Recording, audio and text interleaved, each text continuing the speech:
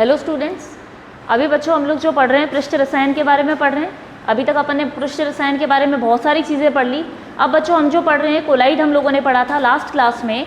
अब जो आज अपन स्टार्ट करेंगे वो पढ़ेंगे प्रिपरेशन ऑफ कोलोइड, कोलोइड को बनाने की विधियाँ। अभी तक बच्चों अपन ने देखा कोलोइड असल में होते क्या हैं, ठीक है, उसके बारे में उसके अलग अलग अपन ने क्या देखे, कुछ गुणधर्म देख लिए, कोलाइड का व्यवहार देखा। आज अपन देख रहे हैं बच्चों कि कोलाइड को बनाया कैसे जाएगा। कोलाइड के प्रकार भी देखे अपन ने, कितने टाइप के होते हैं, द्रव विरोधी और द्रव स्नेही, ठीक है। तो आज अपन बच्चों क्या स्टार्ट करने वाले हैं, कोलाइड को बनाने की विधियाँ।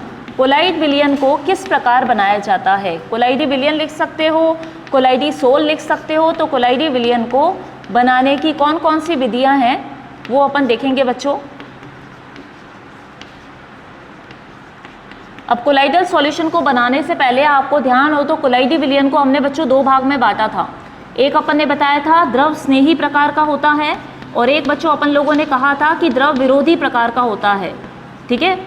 द्रव स्नेही और द्रव विरोधी दो प्रकार के हमने कोलाइड बताए थे बच्चों कल, जिसमें हम लोगों ने क्या कहा था, द्रव स्नेही इस प्रकार का कोलाइडी विलयन है जिसके अंदर परिक्षेप्य अवस्था और परिक्षेपण माध्यम, ये दो चीज़ें बोली थी अपन ने। अवस्था और माध्यम के बीच में क्या होता है, अट्रैक्शन, या अपन कह सकते हैं आकर्षण ज़्यादा होता है। आकर्षण ज़्यादा होने की वजह से दोनों के बीच में जो बंध बनता है या दोनों की मिक्सिंग होती है, दोनों आपस में बच्चों जुड़ जाते हैं तो बहुत अच्छे तरीके से जुड़ते हैं। अच्छे तरीके से जुड़ते हैं तो इसका मतलब उनको अलग करना मुश्किल है। जैसे अपन ने एग्जाम्पल देखा था बच्चों, छाछ, घर में हम लोग छाछ पीते हैं, ठीक है। छाछ क्या होती है, कुछ देर तक बैठ जाती है, उसको वापस से घुमाओ तो वापस से तैयार। तो छाछ का कोलाइडी विलयन तुरंत तैयार होता है। इसी तरह से जो द्रव स्नेही प्रकार के विलयन होते हैं बच्चों, वो क्या होते हैं, एक तरह से हम कह सकते हैं स्टेबल है, स्थायी है। द्रव स्नेही प्रकार के बच्चों आप क्या कह सकते हो, ये एक प्रकार से कैसे हैं, ये स्थायी हैं। स्थायी होने का मतलब कि एक बार जो बन गए तो बन गए, आप उसको क्या कर सकते हो, रिवर्सिबल भी हैं, वापस बना सकते हो, लेकिन ये आसानी से टूटते नहीं हैं। क्यों नहीं टूटते, क्योंकि अवस्था और माध्यम के बीच में आकर्षण बहुत ज़्यादा है। इसकी वजह से ये आपस में चिपके हुए रहते हैं, एक तरह से जुड़े हुए रहते हैं। इनको अलग करना या इनको तोड़ना मुश्किल हो जाता है। बात समझ में आई बच्चों मेरी, फटाफट तैयार होते हैं। अपन ने कल इनके बारे में सारे जो बच्चों देखा था, इन दोनों के बीच में अंतर देखा था किस प्रकार होता है। तो हमें ये समझ में आया कि द्रव स्नेही प्रकार का कोलाइडी विलयन अत्यधिक स्थायी होता है और सबसे अच्छा कोलाइडी विलयन कहलाता है। क्योंकि जैसे ही अगर वो बैठ भी गया नीचे, उसके कण अगर नीचे बैठ गए तो घुमाने के बाद सिंपल घुमाया हमने, शेक किया, हिलाया, तो भी आपको क्या मिलेगा, आपका कोलाइडी विलयन वापस मिल जाएगा। लेकिन बच्चों जब अपन बात करते हैं द्रव विरोधी की, तो द्रव विरोधी में हमने कहा था कि अवस्था और माध्यम एक साथ नहीं मिल पाते। जब इसकी अवस्था और माध्यम एक साथ नहीं मिल पाते हैं तो इसका मतलब ये विलयन एक अच्छे प्रकार का विलयन नहीं कहलाता। जब ये बन ही नहीं पाता तो अपन को क्या करना पड़ता है, यहाँ पे कुछ स्पेशल, कुछ विशेष प्रकार की विधियाँ अपनानी पड़ती है बच्चों। बात समझ में आई। तो जितने भी आप द्रव विरोधी प्रकार की करोगे तो आप बोलोगे ये एक प्रकार का अस्थायी विलयन कहलाता है। अगर अपन कोलाइडी विलयन की बात करेंगे बच्चों तो ये वाला तो है स्थायी प्रकार का, ये वाला कहलाएगा अस्थायी प्रकार का, क्योंकि ये टिकता नहीं है। इसको बनाने के लिए भी हमें बहुत मेहनत करनी पड़ती है कि किस प्रकार से हम इसको तैयार करेंगे। बात समझ में आई, ठीक है। तो अपन यहाँ पे देखेंगे कि द्रव स्नेही प्रकार का स्थायी है, जिसको बनाने की जरूरत नहीं है। लेकिन जो अस्थायी प्रकार का है, जो द्रव विरोधी है, जो मुश्किल से मिल पाता है, तो उसको बनाने के लिए अपन कौन कौन सी विधियाँ काम में लेंगे। तो बच्चों ये चीज़ हमको ध्यान रखनी है, इंपॉर्टेंट पार्ट है कि जब भी आपको बोलेंगे कोलाइडी विलयन बनाने की विधियाँ, तो वो विधियाँ किससे जुड़ी हुई है। अगर इनडायरेक्टली पूछा गया आपसे कि किस प्रकार के विलयन को बनाओगे आप, तो इसका मतलब आपका द्रव विरोधी कोलाइडी विलयन ही बनेगा। द्रव स्नेही कभी नहीं बनता। तो आपकी बुक्स में, एनसीईआरटी की बुक में भी बच्चों अगर आप पढ़ते हो कि कोलाइडी विलयन बनाने की विधियाँ, तो वो सारी की सारी द्रव विरोधी वाले से जुड़ी हुई होंगी। ये हमें दिमाग में रखना है, ध्यान रखना है, क्योंकि इन पे ही घुमा फिरा के क्वेश्चन आ जाते हैं एग्जाम में, ठीक है बच्चों। ये चीज़ आप ध्यान रखोगे कि आपको जब भी कोई विधियाँ आई तो आप बताओगे द्रव विरोधी प्रकार के जो विलयन बनते हैं उनको ही बनाने की विधियाँ दी जाती है, क्योंकि ये तो आसानी से बन जाता है, ठीक है। तो अब आते हैं अपन द्रव विरोधी वाले विलयन को बनाने की कौन कौन सी विधियाँ हैं, वो नोट करिए आप मेरे साथ, इसमें लिखते जाइएगा बच्चों, नोट करते जाओ द्रव विरोधी प्रकार का किस प्रकार से इसको बनाया जाता है। तो बच्चों इसकी दो विधियाँ हैं हमें बनाने के लिए।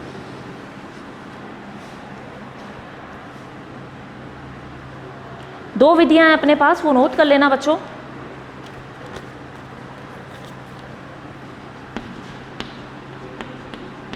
एक तो है अपने पास परिक्षेपण विधि और दूसरी है बच्चों संघनन या योजक विधि।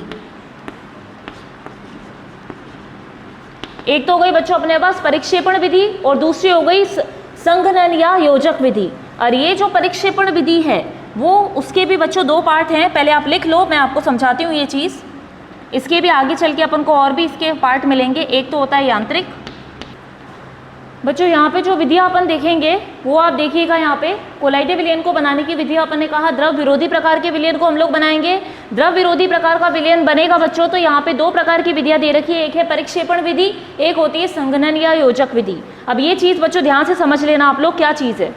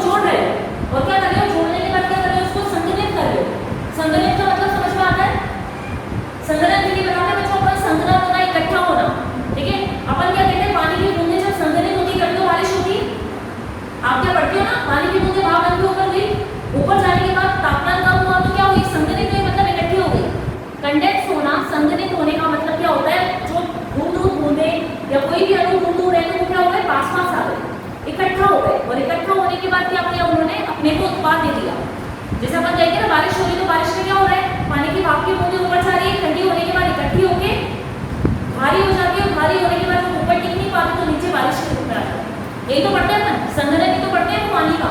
तो बच्चों यहाँ पे अपन ने जो लिखा संघनन या योजक विधि, योजक नाम से समझ में आ रहा है मतलब जुड़ना। यहाँ पे अपन ने कहा परिक्षेपण विधि का मतलब टूटना, टूट रहा है, यहाँ पे विघटित हो रहा है, हिंदी में अपन कहते हैं ना विघटन होना या टूटना, उसको अपन पढ़ते हैं बच्चों परिक्षेपण विधि। और यहाँ पे जो संघनन या योजक विधि देख रहे हैं अपन, तो संघनन या योजक विधि में मतलब अणु जुड़ रहा है, अणु आपस में जुड़ रहे होंगे तब जाके हमें कोलाइडे विलयन मिल रहा होगा। अब बच्चों ये 2 विधि हो गई, परिक्षेपण और संघनन विधि। अब परिक्षेपण विधि में अपन क्या करते हैं, इनको 4 प्रकार से देख लेते हैं। 4 में से बच्चों अपन जो पढ़ेंगे आज ढंग से वो अपन पढ़ेंगे 2 विधि, क्योंकि ये जो 2 विधि है ये इजी है। कैसे है मैं आपको समझाती हूँ। अपन ने पहले परिक्षेपण विधि मतलब टूटने की देख ली, अणुओं को किस प्रकार तोड़ा जाएगा, ठीक है बच्चों। और यहाँ पे अपने संघनन बता दी, योजक विधि, दोनों में अंतर देख लेना। ये अपन एक तरह से कह सकते हैं परिक्षेपण विधि जो है ना बच्चों तोड़ रही है अणुओं को। तो यहाँ पे देखो पहला वाला जो है ना बच्चों यांत्रिक, यांत्रिक परिक्षेपण का मतलब यांत्रिक विधि द्वारा तोड़ना। यांत्रिक विधि मतलब क्या होता है बच्चों, कि आप खुद से तोड़ रहे हो उसको, किसी मशीन से तोड़ रहे हो। यांत्रिक का मतलब क्या हुआ, मशीन है, मशीन से तोड़ रहे हो या फिर खुद से तोड़ रहे हो, वो सब यांत्रिक विधि के अंतर्गत आता है। जैसे अपन कह सकते हैं कि बड़े अणु हमारे पास है, तो आपने क्या किया, उनको चूरा बना लिया, उसका उसको क्रश कर लिया, उसको तोड़ लिया, उसको चूरा बना लिया, ये विधि कहलाएगी यांत्रिक विधि। बात समझ में आ गई। धातु के कण जो कि क्या है, एक साथ जुड़े हुए आपस में, हमें पता है धातु अत्यधिक स्थायी होती है, तो उसके कण क्या होंगे, आपस में ज्यादा जुड़े हुए होंगे, ठीक है। अब जुड़े हुए कण है तो वो क्या करेंगे, वो कभी भी कोलाइडे विलयन नहीं बनाएंगे, क्योंकि हम पढ़ते हैं कि कण कभी भी आपस में जुड़ते नहीं है, वो क्या होते हैं, उस माध्यम में तैरते रहते हैं। कोलाइडे विलयन बच्चों जब अपन ने बताया था तो हमने क्या कहा था कि उसके कण कभी भी नीचे नहीं बैठेंगे, ना ही उसमें घुल जाएंगे, जबकि वो क्या करेंगे, उसमें तैरते रहेंगे, उपस्थित रहेंगे, तैरते रहेंगे इसमें माध्यम में। बात समझ में आ गई। तो यहाँ पे जब अपन बात करते हैं धातुओं की, तो धातु क्या है, आप क्या कहोगे, धातु के कण इतने पास पास आ जाते हैं कि वो नीचे बैठ जाते हैं। अपन धातु को खोलने की कोशिश भी करें उसके छुए को, तो क्या होगा, इतनी भारी है कि वो कण नीचे बैठ जाएंगे, इकट्ठे हो जाएंगे, मतलब पास पास रहते हैं। तो अपन क्या करें बच्चों, यांत्रिक विधि द्वारा, मशीनों द्वारा या हाथों के द्वारा क्या किया जाता है, धातु को तोड़कर पीस कर चूड़ा बना लिया जाता है, वो होता है बच्चों यांत्रिक परिक्षेपण विधि। जब इतना बारीक चूड़ा बना लो कि जब आप उसको उसके विलयन में घोलो, विलायक में घोलोगे, तब जो आपको मिलेगा बच्चों, तो क्या मिलेगा, वो चीज कोलाइडे विलयन मिलेगा। मेरी बात समझ में आई। पर यांत्रिक वाला अपन कह सकते हैं अत्यधिक स्थायी नहीं है। आपने चूड़ा बना लिया, चूड़ा बना के विलायक में घोल भी लिया, घोलने के बाद आप उसको काम में दोगे तो क्या होगा, कुछ समय पश्चात तो इसीलिए अपन ये वाली विधि को जानते तो है कि इसके अंतर्गत आती है, पर इसके बारे में हम लोग ज़्यादा नहीं पढ़े, क्योंकि उसका कोई मतलब ही नहीं है। अगर आप देखो तो चूड़ा बना लिया, बारीक चूड़ा कर लिया आपने यांत्रिक विधि द्वारा।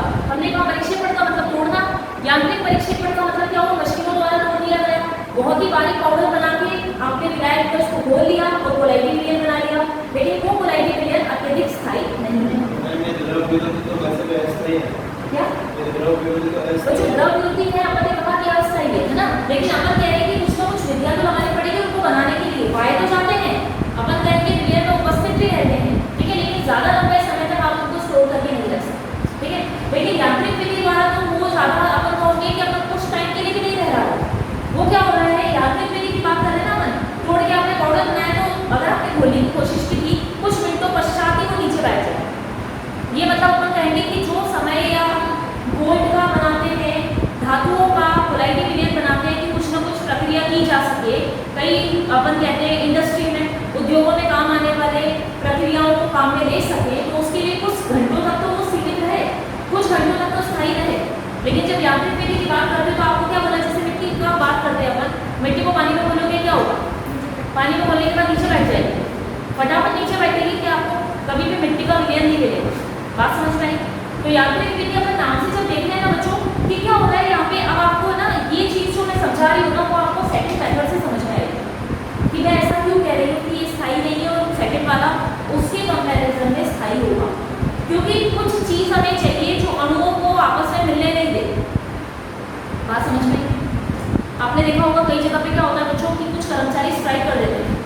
अगर अपन बात करते हैं ना कई जगह पे जब उनकी मांगें पूरी नहीं होगी, कई ऑफिसों में कर्मचारी स्ट्राइक करते हैं, हड़ताल कर देते हैं।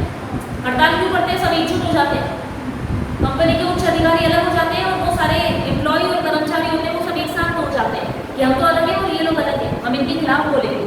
अब मान लो सबको अलग अलग तोड़ दिया जाए कि भाई तुम्हें हम पैसे दे देंगे, हट जाओ, सब अलग अलग हो जाओ। अगर उनको तोड़ दिया जाए तो क्या होगा, वो आपस में मिलेंगे। मेरी बात समझ में?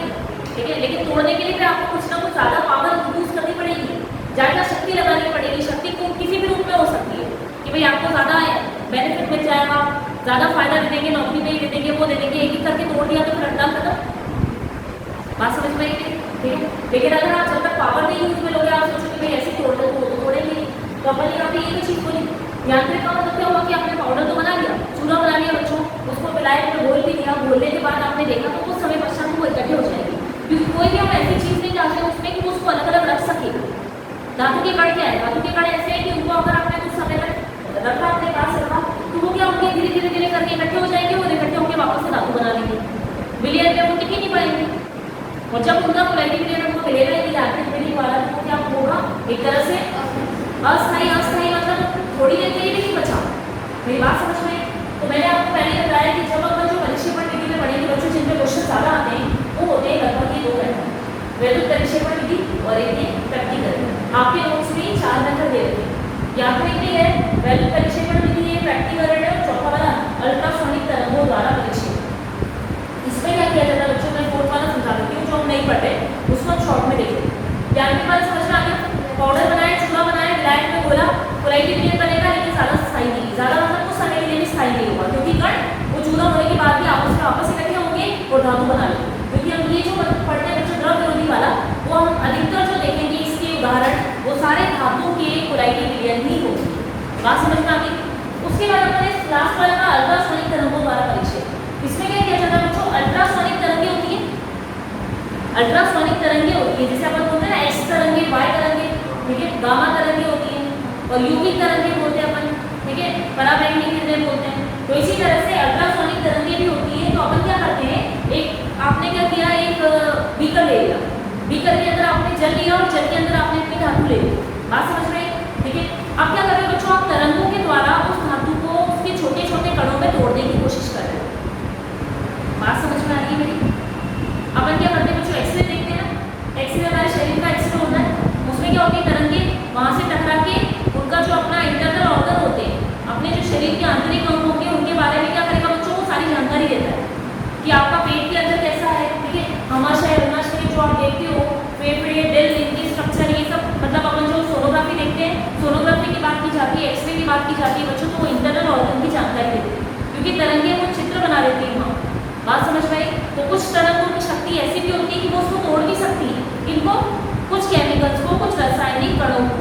बात समझ में आई?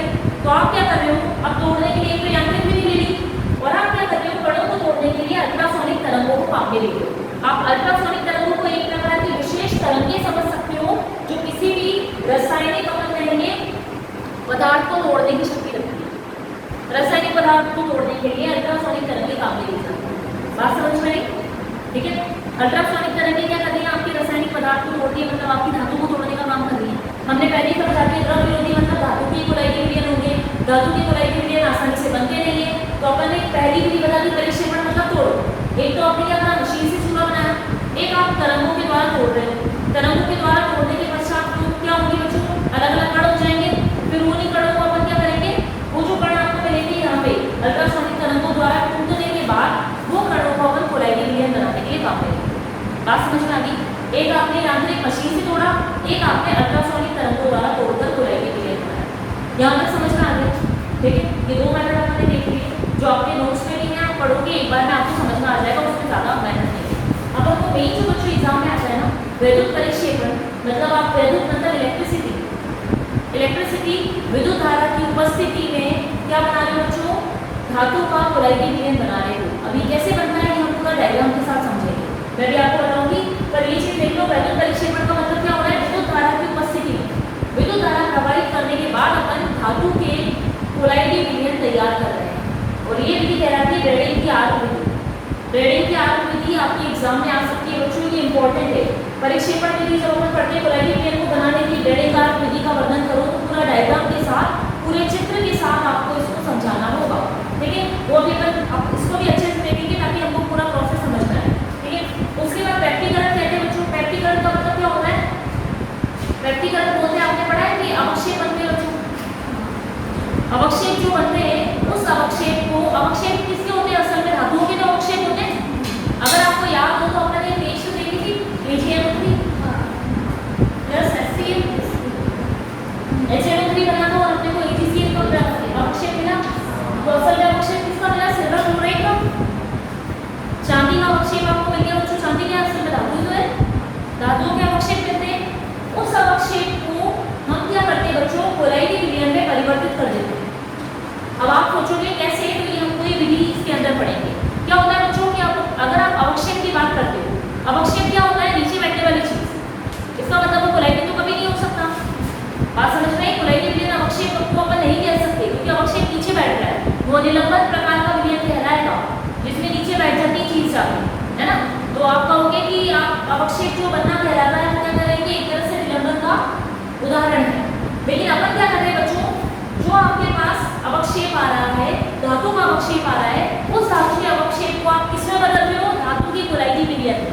अब कैसे बदलेंगे वो अपन इस मेथड के अंदर, इस विधि के अंदर पढ़ेंगे। बात समझ में आई सभी को?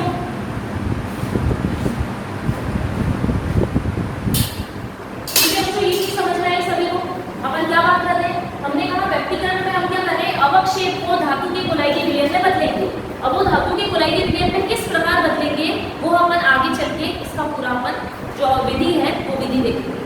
बात समझ में आ गई बच्चों? ये चार मेथड अपन ने बता दिए कैसे होंगे। अब यहाँ पे आते हैं संगणन या योजक विधियां। ठीक है, संगणन या योजक विधि में जो मेन विधियां होती है बच्चों, रासायनिक विधि होती है। कुछ भौतिक विधियां भी होती है पर वो इतनी इंपॉर्टेंट नहीं है जितनी की संगणन विधियां, रासायनिक विधियां अपन पढ़ते हैं। भौतिक विधियां तो क्या हो गई, आप फिजिकली आप उसको कर दो, जोड़ने की कोशिश करो। ठीक है, और रासायनिक विधियां जो है वो सारी हम लोग बच्चों इंपॉर्टेंट पढ़ते हैं। आपके नोट्स में दे रखी होगी भौतिक विधियां, वो आप एक बार पढ़ लोगे तो समझ में आ जाएगी, इतनी इंपॉर्टेंट नहीं है। इंपॉर्टेंट जो है अपने पास वो है अपनी रासायनिक विधि, जो कॉम्पिटिटिव एग्जाम में भी इसका क्वेश्चन आता है। ठीक है, तो रासायनिक विधियां में सबसे पहले अपन देख लेते हैं द्विक विघटन। नाम से क्या समझ में आया, द्विक विघटन। विघटन मतलब क्या हो रहा है बच्चों, टूट रहा है। लेकिन यहाँ पे जब रासायनिक विधि आप पढ़ते हो तो इसमें टूटने का मतलब कोई चीज टूट के अलग नहीं हुई है। टूटने का मतलब क्या होता है बच्चों कि वहां पे क्या हो रहा है कि वो टूटकर नए कंपाउंड बना रही है, प्रोडक्ट बना रही है। आप पढ़ते हो क्रियाकारक, क्रियाकारक टूटता है तभी तो उत्पाद बनता है। और रासायनिक विधि में हम यही कहते हैं कि क्रियाकारक टूटा है तो इसका मतलब उत्पाद बनेगा। बात समझ में आई? भौतिक विधियों में हम कहते हैं कि कोई चीज टूट गई तो टूट गई, उसके बाद आपको जो मिले उसके कण अलग अलग मिले। मेरी बात समझ में आ रही है? यहाँ पे क्या हो रहा है बच्चों, संगणन या योजक विधि मतलब हम जोड़ रहे हैं, मतलब कोई एक चीज बन रही है। बात समझ में आ रही है? इसमें रासायनिक विधियां पढ़ेंगे अपन, द्विक विघटन का मतलब AB प्लस CD वो क्या बना देंगे AC प्लस BD। तो आप क्या कहोगे इसको द्विक विघटन क्या होंगे, दो चीजें टूटकर दो नई चीजें बन रही है। मेरी बात समझ में आई? इसको अपन और केमिकल रिएक्शन से देखेंगे बच्चों। ये देखो AB प्लस CD की अगर बात की जाए तो ये क्या बना AC प्लस BD बन गए, मतलब नए बन गए। तो आप इस प्रकार के विघटन को क्या कहोगे द्विक विघटन कहोगे। बात समझ में आई? उसके बाद अपन बताते हैं अक्षय। तो बताइए आपको कैसे होता है ऑक्सीकरण क्या होता है और जल द्वारा अपघटन, जल द्वारा टूट के नए उत्पाद बनते हैं। तो वो हम सब रासायनिक विधि के अंतर्गत पढ़ेंगे। इतना क्लियर है बच्चों सभी को? परिक्षेपण विधि मतलब टूटना तो तोड़ोगे किस प्रकार से, तो अलग अलग हमने मेथड देख लिए। अभी जो डिटेल में और अपन विस्तार से पढ़ेंगे बच्चों को वैद्युत परिक्षेपण पढ़ेंगे जो इंपॉर्टेंट है, जिसमें क्वेश्चन आता ही आता है।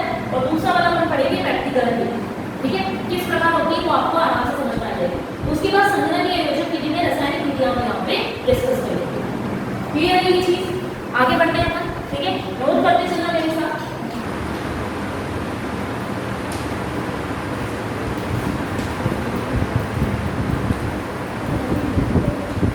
अब बच्चों अपन चलते हैं यहाँ पे कोलाइडिक रिंग को बनाने की विधि, जिसमें अपन ने क्या करा पहले वीडियो के बारे में डिस्कस कर लिया कि कौन कौन सी वीडियो होती है, थोड़ा बहुत जान लिया उसको। अब बच्चों मैंने जो आपको बताया था इसमें सबसे इंपॉर्टेंट विधि अपन बात करते हैं परिक्षेपण वाली। उस विधि में सबसे इंपॉर्टेंट विधि कौन सी है बच्चों? वैद्युत परिक्षेपण विधि, जिसको अपन रेडिक आर्क विधि के नाम से जानते हैं, ठीक है। रेडिक आर्क विधि अपन ने बताई है बच्चों यहाँ पे, जिसको अपन वैद्युत परिक्षेपण विधि के नाम से जानेंगे, रेडिक आर्क विधि के नाम से जानते हैं, ठीक है। इसके ऊपर क्वेश्चन आते ही आता है बच्चों। इसके ऊपर क्वेश्चन आएगा तो आपको पूरा मेथड डायग्राम के साथ समझाना पड़ेगा। अब क्या चीज होती है वो एक बार देख लेते हैं बच्चों। यहाँ पे क्या कहता है इस विधि में, आपको नीचे लिखा था यहाँ पे, ठीक है, शॉर्ट में समझ लेते हैं क्या है। इस विधि में धातु के इलेक्ट्रॉन में विद्युत धारा प्रवाहित करते हैं। क्या करें बच्चों यहाँ पे थीटा सिंबल क्या लिखा हुआ है यहाँ पे देखिएगा। नोटिस करिए सबसे पहले क्या किया हमने, एक बड़ा बीकर लिया, या हम कह सकते हैं एक बड़ा इंस्ट्रूमेंट, बड़ा उपकरण ले लिया। कोई भी उपकरण लिया हमने, उसके अंदर क्या किया बच्चों, सबसे पहले उसमें बर्फ डाला, ठीक है। बर्फ डालने के बाद हमने एक छोटा बीकर लिया जिसके अंदर हमने क्या किया जल डाला, ठीक है। जल डालने के बाद बच्चों यहाँ पे दो इलेक्ट्रोड फिक्स किए गए इसके। कौन से इलेक्ट्रोड फिक्स करोगे? वो इलेक्ट्रोड बच्चों डालोगे जिसकी धातु का आपको कोलाइडिक विलयन बनाना है। ध्यान से सुनिएगा, यहाँ पे हमने जो दो इलेक्ट्रोड लिए ना बच्चों, यहाँ पे लिखा है मैंने, ठीक है। ये जो है बच्चों ये इलेक्ट्रोड है, ये दोनों कौन क्या चीज है, ये धातु के इलेक्ट्रोड, ठीक है। ये दो जो लगाए बच्चों ये धातु के इलेक्ट्रोड लिए हमने, और कौन सी धातु के लिए हैं? जिस धातु का कोलाइडिक विलयन आपको बनाना है। और अपन जो बात करते हैं वैद्युत परिक्षेपण विधि की, तो इसमें आपको किस किस का धातु का मिलेगा बच्चों? एक तो आपको मिलेगा सिल्वर का, सॉरी गोल्ड का, सिल्वर का, और एक आपको मिलेगा प्लेटिनम, सोना, चांदी, प्लेटिनम। इन तीनों धातुओं के जब हमें कोलाइडिक विलयन चाहिए होंगे तो हम जो विधि कहाँ मिलेंगे बच्चों? वो लेंगे रेडिक आर्क विधि। इस विधि द्वारा सोना, चांदी और प्लेटिनम इन तीनों धातुओं के कोलाइडिक विलयन आपको आसानी से प्राप्त हो सकते हैं। बात समझ में आ गई? इतना क्लियर है? अब बच्चों अपन क्या करें, हमने क्या कहा सबसे पहले बड़े से बर्तन में, बड़े से इंस्ट्रूमेंट में, ठीक है, किसी भी चीज अपन ले सकते हैं, ठीक है। बड़े से बर्तन में आपने क्या किया, बर्फ डाल दी। बर्फ डालने के बाद आपने क्या किया, उससे छोटा बीकर लिया, जिस बीकर में आपने जल भर के रखा, उस जल के अंदर आपने दो इलेक्ट्रोड लगा दिए। दो इलेक्ट्रोड वो इलेक्ट्रोड होंगे बच्चों जिसके अंदर क्या है, जिसकी धातु का कोलाइडिक विलयन हमको बनाना है। तो हमने मान लिया यहाँ पे हमने ले लिया किसको, सोने वाली इलेक्ट्रोड को ले लिया। ये जो दो इलेक्ट्रोड मैंने लगाया किसका लगाया, सोने का, गोल्ड का, ठीक है। गोल्ड वाले अपने दो इलेक्ट्रोड यहाँ पे लगा दिए। अब आपको पता है कि जब अपन इलेक्ट्रोड फिक्स करेंगे तो अपन किससे कनेक्ट करेंगे, विद्युत से। विद्युत से आप इसको जोड़ दोगे, ठीक है, जहां से विद्युत धारा प्रवाहित होनी चाहिए इसके अंदर, तो अपन बैटरी से कनेक्ट कर देते हैं बच्चों। जब आपको विद्युत धारा इलेक्ट्रोड में प्रवाहित करनी होती है तो आप क्या करते हैं, उसको बैटरी से जोड़ दो। बैटरी जिसके ऊपर एक तो एंड आपका कैथोड कहलाएगा, एक आपका एनोड कहलाएगा। एनोड पॉजिटिव, कैथोड नेगेटिव है। इसको हम बैटरी से कनेक्ट कर देंगे। जैसे ही आप बैटरी से जोड़ोगे तो आसानी से विद्युत धारा प्रवाहित हो पाएगी इसके अंदर। बात समझ में आई? अब आपने क्या करा बच्चों, तो यहाँ पे धातु के इलेक्ट्रोड लिए, इसमें विद्युत धारा को प्रवाहित करवाया। विद्युत धारा के प्रवाहित होने के बाद यहाँ पे चिंगारी निकली। दो इलेक्ट्रोड कनेक्ट किए तो क्या होता है, आर्क जनरेट होता है। आर्क का मतलब होता है चिंगारी निकलना। कोई चीज चलती है तो चिंगारी निकलती है, देखा है आपने? तो सेम वही आर्क जो निकलेगा ना बच्चों यहाँ पे, वो क्या चीज हो रही है, चिंगारी निकल रही है, क्योंकि दोनों कनेक्ट हो गए। कनेक्ट हो गए, पानी के अंदर क्या निकलेगा, चिंगारी निकलेगी, लाइट, इलेक्ट्रिसिटी, विद्युत धारा प्रवाहित हो रही है उसके अंदर से। जैसे ही यहाँ पे चिंगारी निकली बच्चों, इसका मतलब ऊष्मा मिली, हीट मिली, हमको क्या मिली, ऊष्मा मिली। ऊष्मा की वजह से, हीट की वजह से, तापमान बढ़ने की वजह से ये जो आपने धातु के इलेक्ट्रॉन लिए हैं बच्चों, ये क्या करेंगे, इनके अंदर से इन धातुओं के कण निकलेंगे, छोटे छोटे कण बाहर निकलेंगे। बात ऊष्मा मिलते ही जो धातु थी, धातु किसमें परिवर्तित होने लगी? वाष्प के रूप में। वाष्प के रूप में परिवर्तित होने का मतलब क्या हुआ? उसके कण हो गए छोटे छोटे कण निकले, छोटे छोटे कण, इतने छोटे कण की जो हल्के हैं, हल्के तो किसके रूप में जा रहे हैं? वाष्प के रूप में जा रहे हैं। अब बच्चों एक चीज हम मान लेते हैं कि हमने सीधा ये बीकर ले लिया, हमने बर्फ वाला बीकर में इसको डाला है, ठीक है। जब आप बर्फ वाले बीकर में या बर्फ वाले उपकरण में आप उसको नहीं डालोगे तब क्या होगा? जो वाष्प यहाँ पे बनी, जो कण निकल के आए बाहर, वाष्प के रूप में निकल के आए बच्चों, वो कण क्या करेंगे? वो बिना बर्फ के इस वाले इंस्ट्रूमेंट उपकरण की उपस्थिति में ये सारे बाहर हो जाएंगे। जब किसी भी चीज को हीट मिल रही है, हीट मिलने पर, ऊष्मा मिलने पर अगर वो वाष्प में बदल रहा है तो वो हवा में चला जाएगा। इसका मतलब गोल्ड के जो हमने लिए, गोल्ड के कण, सोने के कण जो बच्चों आपको मिले वो क्या हुए? हवा में उड़ गए। अब जब सोने के कण हवा में उड़ गए तो हमें क्या मिला? एक तरह से लॉस्ट हो गया। हवा में उड़ने का मतलब कि हमारा कोलाइटिव लेना बनाओगे कैसे? आपको कोलाइटिव लेने तो बनाना है। जब आपके कण यहाँ पे बचे नहीं, हवा में चले गए, तो आप उसका विलयन कैसे बनाओगे? तो बच्चों आप यहाँ पे क्या कर रहे हो? उस कणों को संघनित करने के लिए, ठीक है, जो यहाँ पे नीचे लाने के लिए, ठीक है, यहाँ पे हम क्या करते हैं? संघनित करने के लिए मतलब इकट्ठा करना है हमको। इकट्ठा करने का मतलब क्या करना है? अलग अलग कणों में मिल जाना चाहिए, ठीक है। आप क्या करते हो? बर्फ रखो, बर्फ की उपस्थिति में जैसे कण वहाँ पे बने, कण बनने के बाद ऊपर ना जाकर क्या मिल जाएंगे बच्चों? नीचे मिल जाएंगे। इसमें पानी के विलयन, पानी के विलयन में आपको क्या मिलेंगे बच्चों? कण मिलेंगे। मेरी बात समझ में आई? सबसे पहले हमने क्या किया, और समझते हैं, इसको आगे बताते हैं क्या होगा, इसको ध्यान से सुना। हमने क्या किया? सीधा सिंपल एक बीकर लिया, बीकर में पानी लिया, पानी में इलेक्ट्रोड लगा दिए और इलेक्ट्रोड को बैटरी से जोड़ दिया। बैटरी से जोड़ने के बाद जब उसमें विद्युत धारा प्रवाहित की गई तो क्या हुई? ऊष्मा मिली, चिंगारी निकली, चिंगारी से ऊष्मा मिली, ऊष्मा से धातु पिघलने लगी। पिघलना कह सकते हो आप एक तरह से, धातु का पिघलना हुआ तो पिघलने के बाद कण निकले बारीक बारीक, और जो बारीक कण निकले वो क्या हुए? वाष्प के रूप में बदल के जाने लगे बाहर। अब उसको रोकने के लिए हमने नीचे बर्फ में इसको फिक्स कर दिया।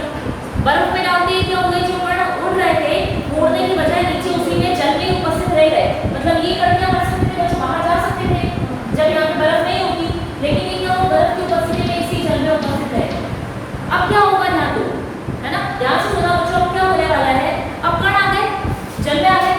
अब जल में रहने के बाद कुछ समय बाद क्या होगा? ये कण तो एक गोल्ड में जो है धीरे धीरे करके आपस में मिलेंगे, आपस में मिलने लगेंगे। तो मिलने के बाद क्या होगा? वापस चिपक जाएंगे। हाँ कि नहीं? वही वाली बात आ गई जो यांत्रिक वाले में और अपने दूसरे वाले मेथड की बात की थी बच्चों। तो अपन क्या करें? अगली कण आपको मिल रहे हैं ना, ऑरेंज कलर के, सोने के कण आपको ऑरेंज कलर के दिख रहे हैं, ठीक है। अब क्या होगा बच्चों? जो कण यहाँ पे मिले आपको वो क्या हो गया? पहले तो वो नीचे पानी में रह गए, उड़ नहीं पाए क्योंकि अपन ने बर्फ लगा दी। बर्फ की उपस्थिति में वो पानी में रह गए। पानी में रहने के बाद क्या होगा बच्चों? कुछ समय पश्चात ये क्या करेंगे? ये कण लगे और ये कण लगे, ये आपस में मिक्स होके चिपक जाएगा, एक दूसरे से चिपक जाएंगे। एक जैसी तो है, धातु ही तो है।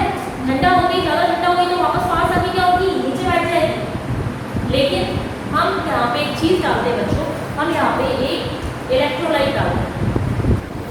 इलेक्ट्रोलाइट वैद्युत अपघट्य मिलाते हैं, जो भी होता है बच्चों आपका क्या नाम है लोगे? यहाँ पे सामने लोगे बच्चों ये KOH डालोगे इसके अंदर, जल वाले बीकर। जब आपका गोल्ड मतलब धातु मतलब सोने के कण पानी में रह गए, तब जैसे ही सोने के कण मिले बच्चों आपको, ठीक है, गोल्ड के पार्टिकल यहाँ पे बनने के बाद जल में उपस्थित है। जैसे ही जल में उपस्थित हुए बर्फ की उपस्थिति में, तब हमने जल में क्या दिया बच्चों? KOH डाला। अब KOH का काम क्या होगा? आपको पता है कि धातु है, धातु का मतलब इसमें क्या चार्ज होगा बच्चों? प्लस चार्ज होगा। और जब KOH की बात करते हैं तो KOH क्या है? एक तरह का वैद्युत अपघट्य है जो K प्लस OH माइनस में टूटेगा। अब क्या होने वाला है? जो धातु के बच्चों यहाँ पे कण मिले ना, आपको ये बीकर है, मान लो ये आपके सोने के कण हो गए अलग अलग, ठीक है। बिना किसी चीज की उपस्थिति के ये आपस में चिपक जाएंगे, लेकिन हमें इसको चिपकने से रोकना है। तो अपन क्या करते हैं बच्चों? जैसे ही पानी में आपने KOH मिलाया, KOH में से OH निकलेगा, सीधी सी बात है। धातु क्या है आपकी? धनात्मक है, ऋणात्मक भाग को अट्रैक्ट करेगी। तो जितना भी OH वाला हिस्सा है बच्चों को क्या करेगा? वो सारा इसके पास आके इकट्ठा हो जाएगा, ये नेगेटिव से हो जाएगा, ठीक है। जो आप यहाँ पे और डायग्राम के ऊपर देख सकते हो, मान लो यहाँ पे आपका ये गोल्ड का निकला AU, ठीक है, ये गोल्ड आपका निकला AU, और मैं KOH को बता देती हूँ वाई वाले चौक से, ठीक है। KOH का OH पार्ट आपका नेगेटिव है बच्चों, तो ये OH पार्ट इसके चारों तरफ इकट्ठा होने लगेगा, ये दिख रहा है।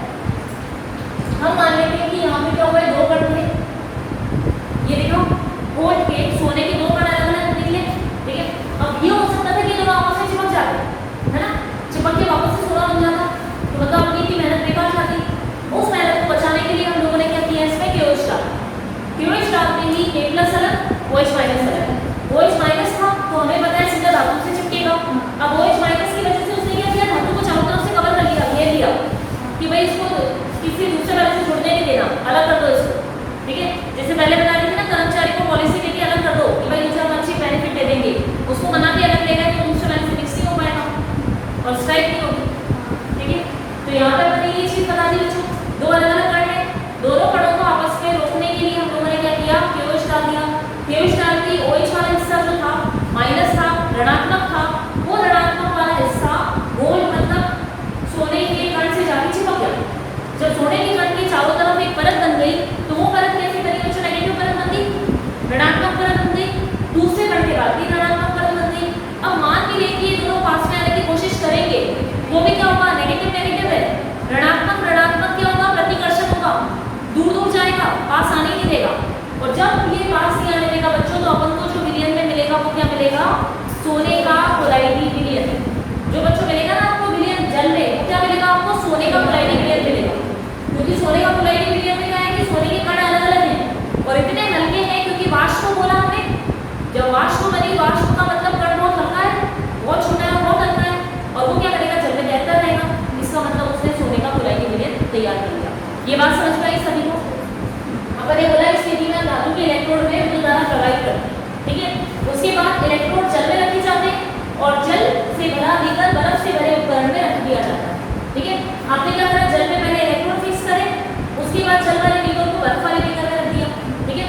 उसके बाद हमने देखा आग चिंगारी से, चिंगारी की ऊष्मा से धातु वाष्प में बदलती है और वाष्प को संघनित करके कोलाइडी विलयन बनाते हैं, ठीक है। और कोलाइडी विलयन जब हम बना रहे थे तब अपन को लगा कि कण आपस में चिपक जाएंगे तो हमने KOH डाल दिया।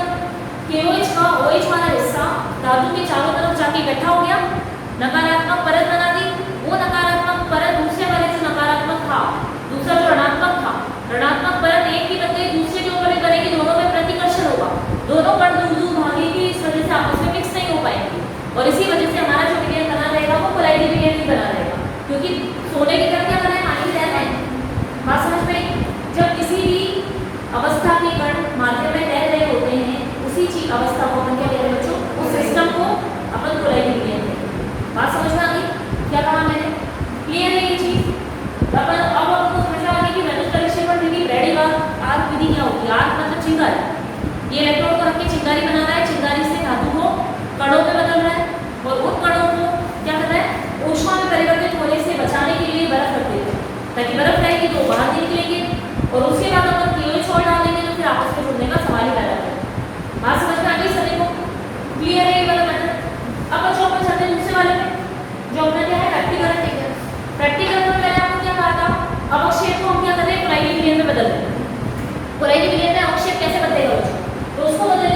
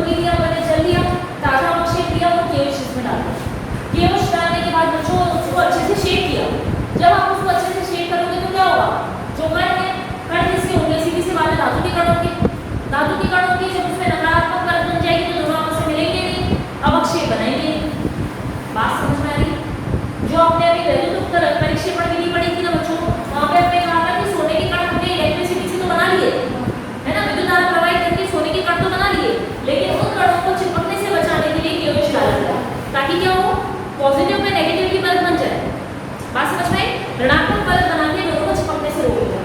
सेम ये चीज यहाँ पे कर रहे हैं, इलेक्ट्रोलाइट क्यों डाल रहे हैं? क्योंकि हमें पता है जल में इलेक्ट्रोलाइट अगर गया, वैल्यू अपघट्य जैसे ही जल में आपने डाला वो सीधा सीधा धनात्मक और ऋणात्मक हिस्सों में टूट जाएगा। जैसे NaCl डाल दो, Na प्लस और Cl माइनस, KOH डाला K प्लस और OH माइनस, ठीक है। अपन यहाँ पे डालते हैं कि Ki डालो तो K प्लस I माइनस, या अपन डालते हैं FeCl3 Fe प्लस और Cl माइनस अलग। बात समझ में आई बच्चों, ठीक है।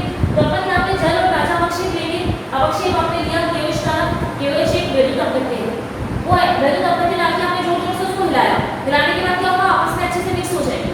अपन टेस्ट ट्यूब में करें ना तरफ में लिए जोर जोर से हिलाओगे तो क्या होगा, अच्छे से मिक्स हो जाएगा आपस में सब कुछ। और क्या होगा कि जो यहाँ पे आपने दिया अवक्षेप, किसका अवक्षेप है ये, असल में ये धातु का ही अवक्षेप है। जैसे AgCl बोला अपन ने, यहाँ पे अपन देखते हैं AgI सिल्वर आयोडाइड का अवक्षेप, ठीक है।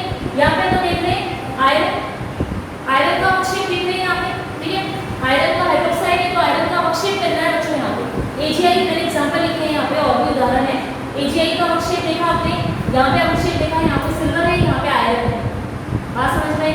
हम लोग जब भी प्रैक्टिकल करते हैं ना बच्चों, एक्सपेरिमेंट करते हैं, आप मूलक निकालते हो, आपने देखा होगा मूलक निकालते हो, अम्लीय मूलक, क्षारीय मूलक निकालते हो, आप 12th के एक्सपेरिमेंट करते हो, या नहीं किए होंगे तो अभी और आप 12th में करोगे बच्चों। तो उसके अंदर ये चीज की जाती है, अलग अलग केमिकल मिक्स करके आपको अवक्षेप भी मिलते जाते हैं, है ना। आपने देखा होगा आयरन का अवक्षेप मिलता है, अपन कहते हैं इसका लोहे का अवक्षेप, आयरन का अवक्षेप जो आपको मिलेगा वो भी लाल कलर का अवक्षेप मिलता है, ठीक है। सिल्वर क्लोराइड का मैंने पहले कह दिया सफेद कलर का अवक्षेप होता है। और भी अवक्षेप अपन को धातुओं के प्राप्त होते हैं, धातुएं अवक्षेप के रूप में हमको मिल जाती है। उसी अवक्षेप के अंदर जब अपन इलेक्ट्रोलाइट डालते हैं बच्चों, तो अवक्षेप में धातु है, धातु के चारों तरफ आपका जो यहाँ पे वैद्युत अपघट्य का नेगेटिव वाला पार्ट होगा, ठीक है, वो क्या करेगा, धातु के चारों तरफ चिपक जाएगा। धातु के चारों तरफ चिपकेगा तो वो क्या करेगा, उसको आसानी से क्या करेगा, किसका बदल देगा, कोलाइडी विलयन में बना देगा। बात समझ में आ गई सभी को? लेकिन हमने ये भी चीज देखी थी कि द्रव स्नेही और द्रव विरोधी प्रकार के कोलाइडी विलयन जो बनाए जाते हैं, उन दोनों में अंतर क्या होता है कि द्रव स्नेही बहुत फटाफट से बना लेता है, और ऐसा मिक्स होता है कि मतलब लगता ही नहीं कि उसमें कण कहाँ से निकालो।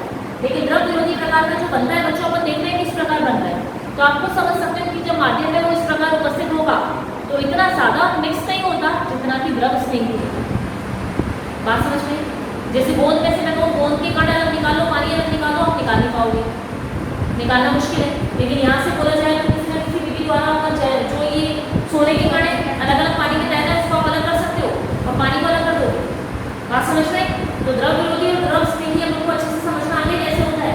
बनने के बाद भी चाहे उसको अलग अलग तरीके से बना लो, लेकिन जब हम इसको अलग करना चाहेंगे तो अलग करना हमारे लिए ज़्यादा आसान होगा बजाय द्रव स्नेही वाले, क्योंकि द्रव स्नेही वाले आसानी से अलग नहीं होते, लेकिन ये वाले अलग हो जाते क्योंकि इनमें मिक्सिंग की ढंग से नहीं होती, बड़ी मुश्किल से तो बनाए जाते हैं, जो कुछ समय तक टिकेंगे उसके बाद ये हट नहीं सकते, ठीक है। इतना समझ में आ गया?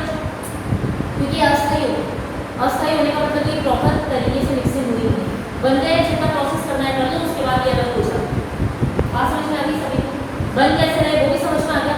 तो हमें समझ में आया कि आंतरिक वाली क्यों ज़्यादा विधि उपयुक्त नहीं है और ब्रेडिंग वाली विधि ज़्यादा उपयुक्त क्यों है, वो भी समझ में आ गया। क्योंकि वहाँ पे क्यूएच जैसा कोई इलेक्ट्रोलाइट डाला नहीं गया जो कि क्या करे आपस में उनको मिक्स होने से, जुड़ने से रोक सके, ठीक है।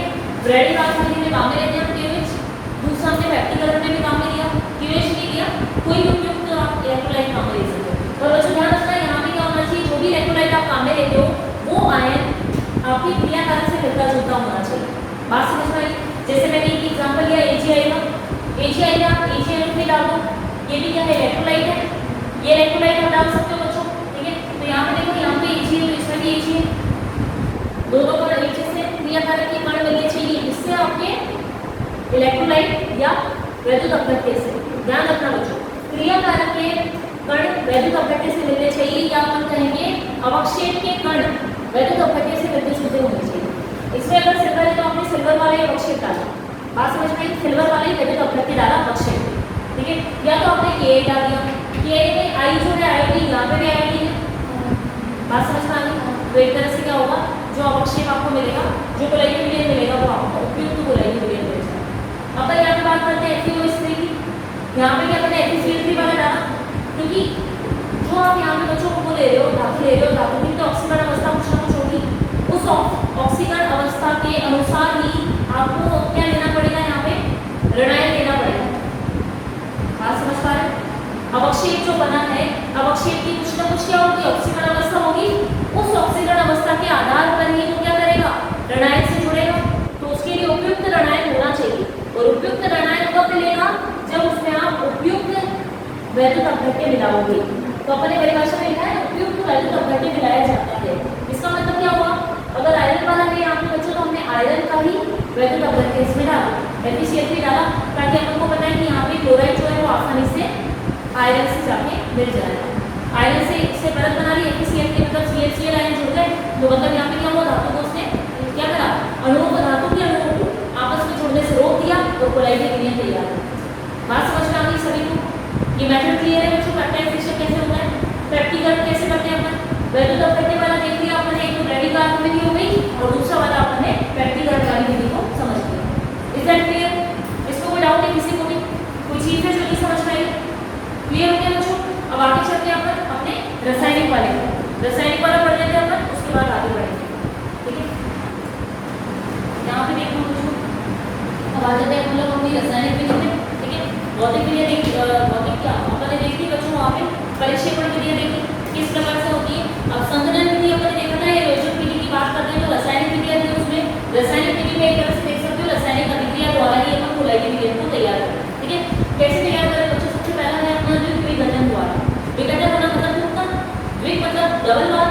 तो मैंने आपको बताया था कि रासायनिक अभिक्रिया क्या होती है, क्रियाकारक टूटते हैं और उत्पाद बनते हैं, ठीक है बच्चों? यहाँ पे आप देखोगे H2O3 है, उसकी रिएक्शन अपन ने किससे करवाई, जल के द्वारा करवाई। जल के साथ अभिक्रिया करवाने के बाद आपको H2S3 का कोलाइडिक विलयन बना, और आपका वाटर अलग हो गया, ठीक है? H2S के साथ करवाई है ना, हाइड्रोजन सल्फाइड होता है, हाइड्रोजन सल्फाइड के साथ अपन ने आर्सेनिक की रिएक्शन करवाई H2O3, इसकी अभिक्रिया अपन ने हाइड्रोजन सल्फाइड के साथ करवाई बच्चों, अपन को वाटर ले लिया और अपन को कोलाइडिक विलयन इसका मिला। अब यहाँ पे अगर आप देखो तो अपन देख रहे हैं यहाँ पे आर्सेनिक की अगर अपन बात करते हैं ऑक्सीडेशन स्टेट की, तो +3 है बच्चों। इसकी बात करोगे ऑक्सीजन अवस्था, ऑक्सीजन की -2, और यहाँ पे हाइड्रोजन की +1, सल्फर की -2। ये क्या -2 है, आपस में जुड़ जाएगा, आर्सेनिक जुड़ेगा किससे, सल्फर से, और हाइड्रोजन जुड़ जाएगा किसके साथ, ऑक्सीजन के साथ। इसको यहाँ पे -2 वाला मिल गया, उसको वहाँ -2 वाला मिल गया, तो क्या हो गया, वहाँ से द्विघटन द्वारा अपन को इसका कोलाइडिक विलयन प्राप्त हो गया। बात समझ में आ गई बच्चों? ये क्लियर है? अब अपन चलते हैं दूसरी वाली में, अपचयन द्वारा। अपचयन होगा तो अपचयन का मतलब क्या होगा, ऑक्सीकरण अवस्था क्या हो जाएगी बच्चों, कम हो जाएगी। अपचयन का मतलब क्या होता है, ऑक्सीकरण अवस्था का कम होना, ठीक है? जैसे अपन ने यहाँ पे देख लिया AuCl3, ठीक है? इसकी अभिक्रिया करवाई अपन ने SnCl2 के साथ, ठीक है? अपन ने दोनों की अभिक्रिया करवाई बच्चों। यहाँ पे तो आप देखोगे Au की जो ऑक्सीडेशन स्टेट वो +3 थी, SnC की +2, ठीक है? जब अपन ने अभिक्रिया इनकी करवाई तो Au को आपको अलग से मिला, मतलब गोल्ड का आपको क्या मिल गया, स्वर्ण सोन, गोल्ड का सोन मतलब गोल्ड का कोलाइडिक विलयन मिल गया बच्चों, ठीक है? अब यहाँ पे आप देखोगे इसकी +3 की ऑक्सीकरण अवस्था, लेकिन वो घट के कितनी रहेगी, 0 हो गई। इसका मतलब यहाँ पे क्या हो रहा है बच्चों, सिल्वर का अपचयन हो रहा है, सॉरी गोल्ड का अपचयन हो रहा है, ठीक है? गोल्ड मतलब अपन बता रहे सोने का अपचयन हुआ। अपचयन द्वारा आप क्या करें, यहाँ पे लिख दिया आपने, ये गोल्ड के लिए, सिल्वर के लिए, प्लैटिनम के लिए उपयुक्त विधि है। अपन क्या करें बच्चों, अपचयन विधि द्वारा क्या करें, कोलाइडिक विलयन को प्राप्त करें। तो यहाँ पे अपन किसकी बारे में बात करें कि अपचयन किसका हो रहा है, असल में एक का अपचयन हुआ तो एक का ऑक्सीकरण होगा। तो यहाँ पे अपन देखेंगे इसकी +2 से +4 हो गया, मतलब इसका ऑक्सीकरण हुआ। दूसरे वाले का जो अपन अपने लिए जरूरी नहीं है, अपने लिए जरूरी क्या था कि स्वर्ण का सोन हमें चाहिए, गोल्ड का कोलाइडिक विलयन चाहिए, तो कोलाइडिक विलयन हमें इस विधि द्वारा मिल गया बच्चों। जहाँ पे इसका अपचयन हो गया, इसका +3 से 0 ऑक्सीकरण अवस्था तक ही चला गया। बात समझ में आ गई? अब अपन चलते हैं दूसरी वाली में, ऑक्सीकरण विधि द्वारा, ठीक है? ऑक्सीकरण विधि में बच्चों क्या देखोगे आप, Br2 है, ठीक है? Br2 लिया या अपन ने SO2 लिया, ये बच्चों सारे क्या हो रहे हैं, जलीय माध्यम में हो रहे हैं, इसलिए मैंने सबके आगे एक्वस लिखा है। एक का मतलब एक्वस, एक्वस का मतलब अपन जलीय माध्यम में अभिक्रिया कर रहे हैं। बात समझ में आ गई? क्योंकि कोलाइडिक विलयन चाहिए तो जलीय माध्यम में हो रही है अभिक्रिया। Br2 लिया है या SO2, दोनों में से कोई सा भी लेंगे अपन, और H2S के साथ रिएक्शन करवाएंगे। अब देखो यहाँ पे सल्फर है, सल्फर की अपन बात करते हैं बच्चों, ऑक्सीकरण अवस्था -2 है, लेकिन जब इसका ऑक्सीकरण हुआ तो अवस्था क्या होगी बच्चों, बढ़ गई, -2 से 0 चली गई। अपन क्या पढ़ते हैं, माइनस फिर 0 फिर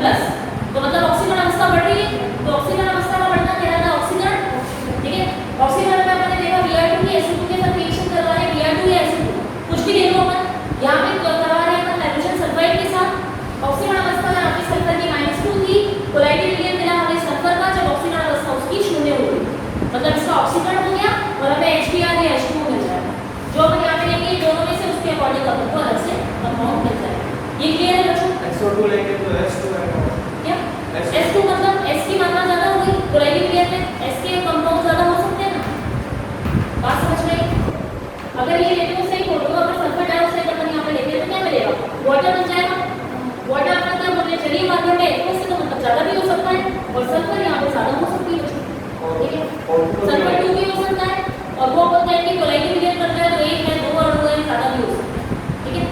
वहाँ पे H2O बनेगा तो वो क्या होगा, देखो वो H2O मिलेगा तो अपन ज़्यादा ले लेंगे हाइड्रोजन, जलीय माध्यम में हाइड्रोजन ज़्यादा हो सकते हैं, वो बैलेंस हो सकती है रिएक्शन, ठीक है। रिएक्शन बैलेंस क्यों हो रही है, क्योंकि अपन जलीय माध्यम ले रहे हैं, कम ज़्यादा हो सकते हैं, है ना। तो अपन को ये समझना है, ऑक्सीकरण द्वारा आपने देखा कि यहाँ पे सल्फर का जो था ना बच्चों, ऑक्सीकरण अवस्था हुई तो इसका मतलब इसका पहले माइनस में थी, कब थी ऑक्सीकरण अवस्था, ऑक्सीकरण द्वारा उसकी अवस्था बढ़ गई और हमें कोलाइडी विलयन प्राप्त हो गया। ये यहाँ तक समझ में आ गया। उसके बाद चौथा वाला बच्चा, लास्ट वाला, जो अपना मतलब जल अपघटन द्वारा एफिशिएंट के लिए अपने पास उसका जल अपघटन अपन कर देंगे तो FeO मिलेगा अपन को, फेरिक का हाइड्रोक्साइड मिल जाएगा जो कि कोलाइडी विलयन को बनाएगा, और HCl अलग हो गया यहाँ पे। ये पॉइंट क्लियर है। तो अपन यहाँ पे अभी तक पढ़ते हैं कि अपन ने पढ़ा है कि व्यक्तिगत विधि द्वारा, और दूसरा बच्चों अपने क्या पढ़ा है यहाँ पे, कोलाइडी विलयन बनाने की विधि में संघनन या योजक विधि में रासायनिक विधियां देखनी कि किस प्रकार रासायनिक विधि से आप कोलाइडी विलयन को तैयार करोगे। यहाँ तक समझ में आ गया बच्चों। तो यहाँ पे खत्म हो गया कि कोलाइडी विलयन किस प्रकार से तैयार किए जाते हैं। अब अगले वाले जो अपन पढ़ेंगे बच्चों, नया जो अपन देखेंगे आगे, वो क्या देखेंगे आप, कोलाइडी विलयन के बारे में बात करेंगे अब इनके गुणधर्म क्या होते हैं और कहाँ पे कोलाइडी विलयन को काम में किया जाता है। Is that clear?